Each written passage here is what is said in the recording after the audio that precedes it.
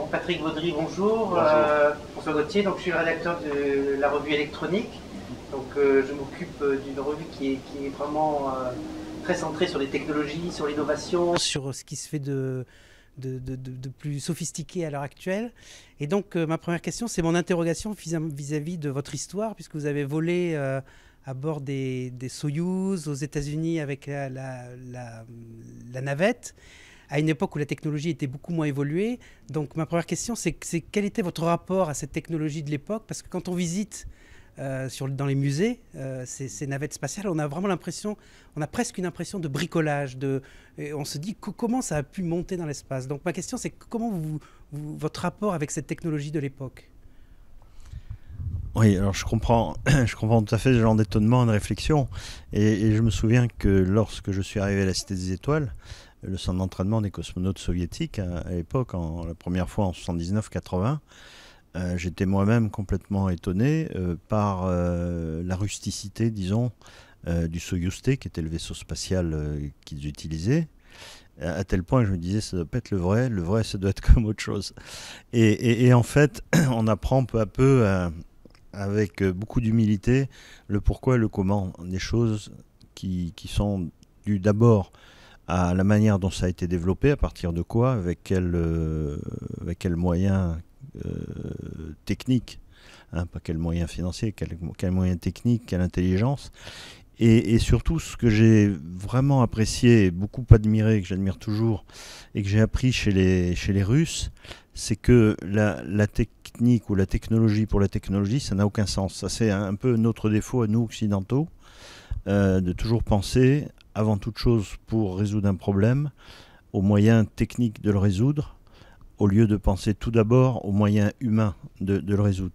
Je vais prendre un exemple très simple et très complexe, qui illustre totalement ce propos.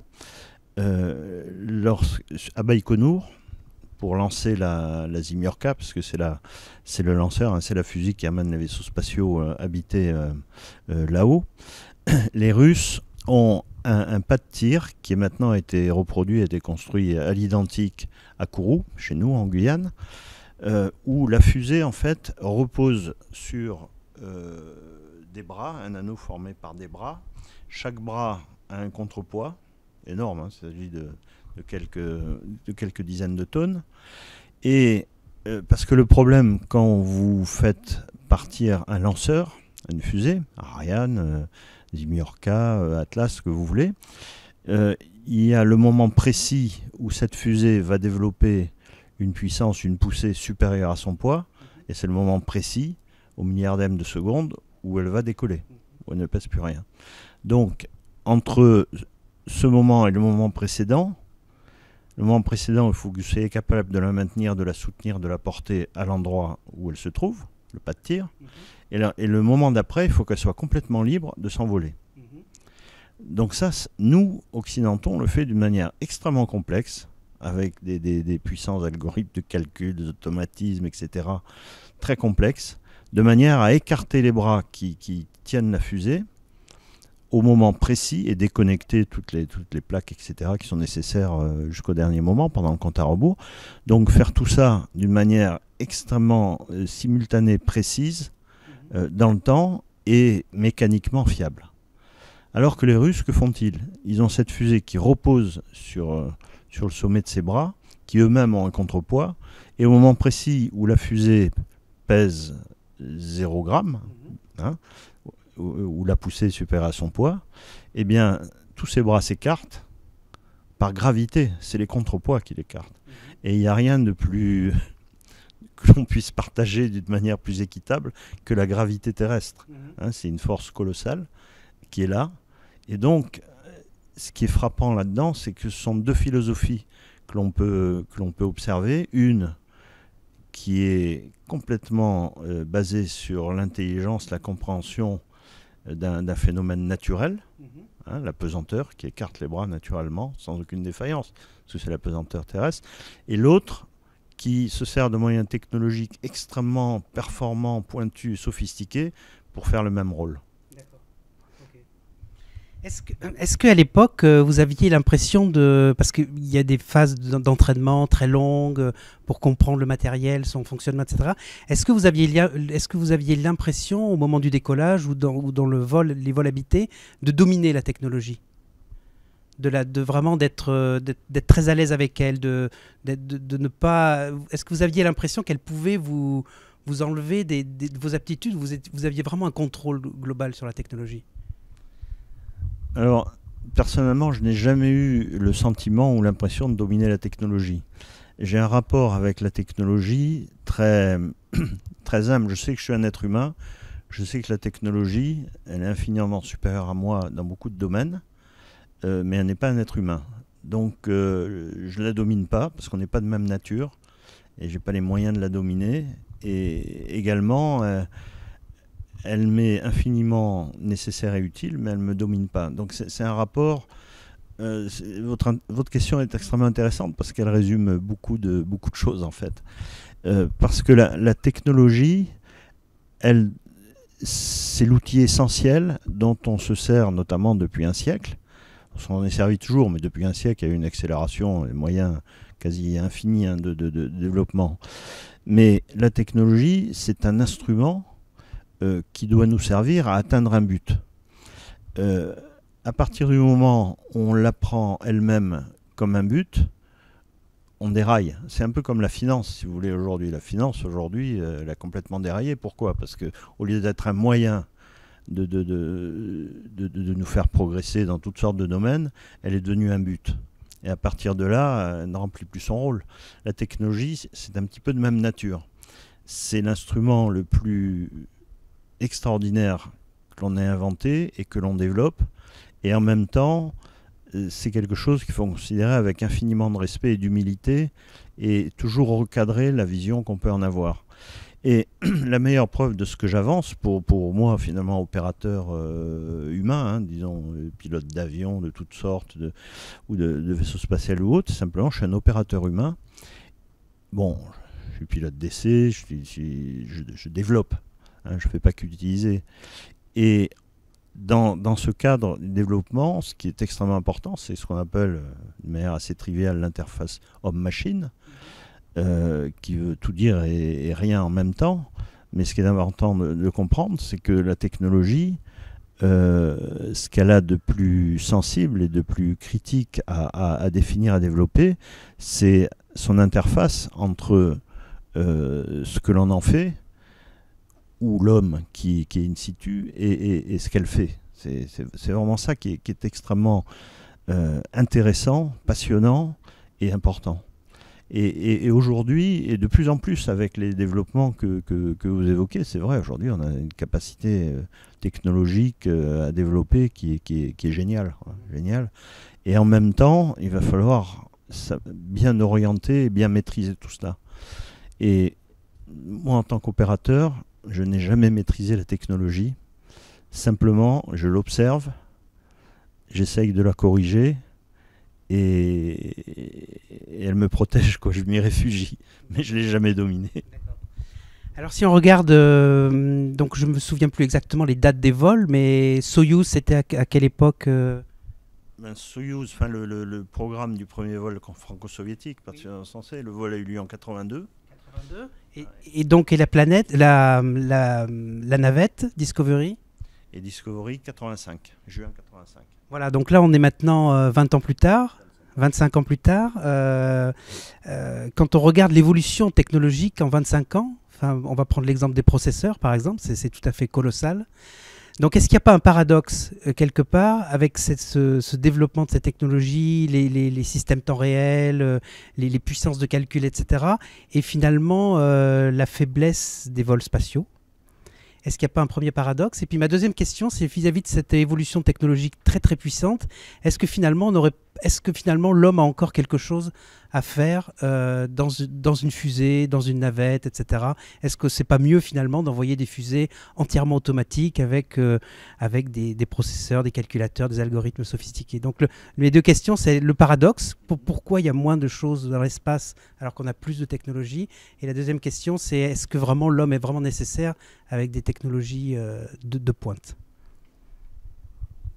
Alors, pour la première partie de votre question, je dirais que le moteur essentiel de l'activité humaine, c'est le rêve. C'est vraiment, on a autant, sinon plus, besoin de rêve que de pain. Et en période de crise, c'est particulièrement vrai. Surtout quand on a du pain. Non, le rêve, c'est vraiment notre moteur essentiel. Et ce que j'essaye toujours de faire comprendre aux plus jeunes, qu'ils ont un rêve en eux-mêmes et que tout le problème consiste à ce qu'ils le trouvent. Une fois qu'on a trouvé son rêve, sa passion, son idéal, le reste semble naturel, même si c'est très difficile.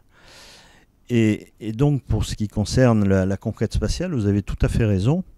Cela fait maintenant une bonne vingtaine d'années, disons depuis le début des années 90, que personnellement, je ne trouve aucun rêve dans ce qui est fait. Je trouve cette station internationale absurde, absolument absurde, inutile, dévoreuse de budget qui pourrait être utilisée là où notre rêve peut se poursuivre, c'est-à-dire aller plus loin dans l'espace, découvrir des domaines où les robots ne sont pas suffisants.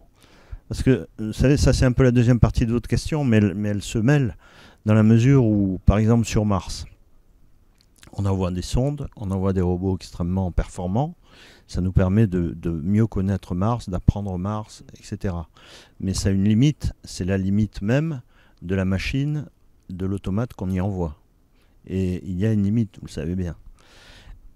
On ne peut pas le corriger, on ne peut pas le télécommander de terre parce que l'ordre prend une vingtaine de minutes pour arriver sur Mars, en fonction de la position de Mars et de la Terre. Donc tout ça, il faut que votre robot soit entièrement autonome. Et quand on envoie des sondes plus loin, bien sûr, on ne parle même plus d'interaction. Je pense que l'homme, il est vraiment nécessaire dans des situations où on veut être beaucoup plus performant que la tâche que l'on donne à un robot programmé pour atteindre un objectif simple ou un petit peu compliqué. L'homme, il a une capacité de complexité beaucoup plus importante que quel que soit le robot qu'on puisse faire. Le robot ne peut accomplir une tâche que si on l'a déjà imaginée auparavant. L'homme est capable d'accomplir une tâche qu'il imagine en temps réel. Donc on est vraiment à deux stades de capacité et d'évolution différentes. Ce qui fait qu'il n'y a aucune antinomie entre le robot et l'homme. Bien au contraire, il n'y a que parce qu'on développe des robots très performants qu'on peut faire des choses inimaginables auparavant. Et ce n'est que grâce à la présence de l'homme in situ. Pourquoi in situ? Parce que le temps de propagation des ordres est tel qu'on ne peut pas imaginer autrement. In situ de l'homme, qu'on pourra réaliser des tâches encore plus complexes, encore plus intéressantes et qui vont nous passionner davantage. Autrement dit, l'homme, il est à la hauteur de nos rêves. Le robot, il sera toujours à la hauteur de nos moyens. Et on a une dimension qui ne se cantonne pas à un aspect purement mécanique, physique et technologique. On a une dimension, c'est celle qui nous fait rêver. Encore une fois, le rêve, c'est important. Et le robot nous permet de le réaliser. Mais ce n'est pas un rêve que de réaliser des robots. D'accord. Alors, dans vos propos, on sent que vous êtes quand même un petit peu déçu actuellement par les... voilà, donc peut-être écœuré carrément. C'est vrai que les programmes spatiaux sont moins porteurs, habités sont pas du tout porteurs actuellement. Alors, vous parlez de rêve beaucoup. Donc, qu'est-ce qui serait pour vous un projet d'envergure, peut-être à l'échelle européenne ou mondiale d'ailleurs? Qu'est-ce qu'un programme de rêve pour vous actuellement qu'on pourrait déclencher pour les 20 années qui viennent? C'est très simple. En matière d'hommes dans l'espace, le rêve, il est bien sûr beaucoup plus loin que l'orbite circumterrestre. Vous savez, Gagarine, c'est 12 avril 61, donc il y a 51 ans bientôt. On est toujours sur la même orbite. Donc ça n'a bien sûr aucun sens. Ce n'est plus l'aventure avec un grand A, ce n'est plus la découverte, la connaissance. C'est vraiment les vols habités qui sont pratiqués aujourd'hui sont des projets politico-médiatiques sans grand intérêt sur le plan ni scientifique ni technologique. Même si évidemment on se sert de ces programmes pour avancer sur certaines technologies et dans les domaines scientifiques. Mais quand on regarde les budgets qui sont nécessaires à ces vols à bord de l'ISS, c'est vraiment, il n'y a aucun rapport entre les budgets consacrés et ce qu'on en retire. Pour des budgets équivalents, pour les mêmes budgets, sans accroissement de budget, on aurait pu aller s'installer sur la Lune, exploiter la Lune, sur la face cachée pour faire de l'astrophysique, c'est-à-dire mieux connaître l'univers, mais beaucoup mieux qu'on peut le faire. Pourquoi ? Parce qu'on est protégé de toute la pollution radio qui vient de la Terre, quand on est sur la face cachée de la Lune, et d'un certain nombre de pollutions électromagnétiques. Donc ça, on verra beaucoup plus loin qu'on peut le voir aujourd'hui. Et puis sur l'autre face, ou sur la surface de la Lune, j'ai dit tout à l'heure, il y a de l'hélium-3 dans le régolithe lunaire. On peut fonder beaucoup d'espoir dans la fusion de l'hélium-3 pour procurer de l'énergie, etc. Puis il y a d'autres pistes. Donc la colonisation de la Lune au sens le plus détestable du mot colonisation, c'est important, c'est pratique. Et moi, ça me fait rêver, parce que trouver un aspect pratique à quelque chose qui a été un rêve qu'on a enfin touché du doigt en 69, vous voyez, ça me fait rêver. Et puis, pour le rêve pur, c'est Mars. Parce que, vous savez, dans nos rêves, il y a en fait deux sortes de rêves. Il y a ceux qu'on sait inaccessibles, mais qui nous font avancer quand même dans une direction, et ceux dont on pense qu'ils peuvent être accessibles un jour. Et ceux-là nous font avancer encore plus fort et souffrir beaucoup plus quand c'est nécessaire. Mars, on pourrait déjà avoir posé le pied sur Mars. Et moi, ça me fait encore rêver, parce qu'il n'y a qu'en allant sur Mars qu'on pourra enfin savoir si la vie humaine est unique dans l'univers. Honnêtement, je ne le pense pas, hein. Mais au moins on aura la certitude. Et en allant sur Mars, on a la réponse à beaucoup de questions, et des questions qui sont gênantes pour les religions monothéistes aujourd'hui. Vous savez, toutes les religions intéressantes, je ne parle pas des autres, sont des religions géocentrées.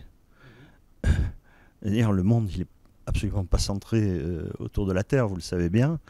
Et des formes de vie comme la nôtre, qu'on appelle intelligentes, ça c'est une invention de nous-mêmes, sur nous-mêmes. Mais une vie intéressante, il y en a forcément dans d'autres parties de l'univers. Et l'autre aspect qui vraiment me fait rêver, c'est que je sais bien que, comme disait Einstein, ce n'est pas l'homme qui passe dans le temps, mais c'est le temps qui passe. L'homme n'a aucune importance et le temps est infini. Donc on vit tous, l'espèce humaine, si on prend l'espèce humaine, elle a 10 000 ans. 10 000 ans. Il n'y a que 100 ans qu'on sait envoyer des ondes radio à travers l'univers, ce que nos ancêtres appelaient l'éther. Il n'y a que 100 ans. Il faut bien comprendre que dans ce temps infini, d'autres civilisations bien plus, alors c'est un mot à la mode en ce moment en France, ont pu se développer sur d'autres planètes, et même si elles ont duré 100 millions d'années, ce qui est considérable par rapport à nos 10 000 ans, elles ont disparu, et il n'y a pas forcément une concomitance de civilisation par rapport à la nôtre. Donc, ce qui est fascinant, c'est cet univers, d'essayer de mieux le comprendre. Il y a des choses qu'on ne pourra jamais savoir, mais c'est ça le rêve. Et en allant sur Mars, ce rêve inaccessible de comprendre complètement l'univers, il s'accompagne d'un rêve que l'on peut toucher, qui est de poser le pied sur Mars, d'avoir des réponses à certaines questions essentielles, métaphysiques pour certaines, mais bien réelles et pratiques pour d'autres. Et vous pensez que c'est quelque chose qui s'est définitivement perdu, ou c'est quelque chose qui peut repartir, cette aventure spatiale ? Alors là, vu le manque total d'imagination, d'ambition et de passion des hommes politiques qui gouvernent le monde en ce moment, je ne vois pas pourquoi on irait demain sur Mars. Vous savez, Mars, ça me fait toujours sourire, parce que quand on me posait la question dans les années 80, je répondais, parce que c'est ce qu'on pensait, on sera sur Mars dans 25 ans. Et aujourd'hui, quand j'entends des responsables, c'est un mot aussi qui me fait beaucoup sourire, je dirais plutôt des irresponsables des grandes agences spatiales, les journalistes leur posent la question, quand est-ce qu'on sera sur Mars, ils disent dans 25 ans. Je pense que dans 20 ans, on leur posera la question, ils diront dans 25 ans. Et ça, c'est quand même un signe de notre monde, dans la mesure où les hommes politiques aussi disent toujours « demain, on rase gratis ». D'une manière plus réaliste, je dirais que l'on ira sur Mars lorsqu'il y aura une bonne raison pour y aller, qui soit autre que le rêve de certains, mais qui soit la nécessité du plus grand nombre. la Terre, enfin les habitants de la Terre voient leur vie se modifier à une vitesse énorme au cours de ces décennies. Ça sera le cas dans les décennies qui vont suivre. Il y a des continents comme la Chine qui auront un besoin immense d'énergie. Je ne parle même pas de l'eau. Et peut-être qu'ils essaieront de trouver la réponse à leurs besoins dans l'espace. Et d'une manière générale, les continents conquis, même si ce sont d'autres planètes, seront au profit de ceux qui les auront conquises. J'ai abandonné l'utopie qui consistait à penser que nous sommes une seule humanité et qu'on ira sur Mars au nom de cette humanité. Même si je l'espère toujours, je ne le crois plus. Et donc je crois que ce qui fera fonctionner à nouveau la conquête spatiale, dans le sens où vous l'entendez, c'est-à-dire qu'il vous fasse rêver, et moi aussi, ça sera pour des ambitions purement humaines. D'accord. Bon, merci beaucoup.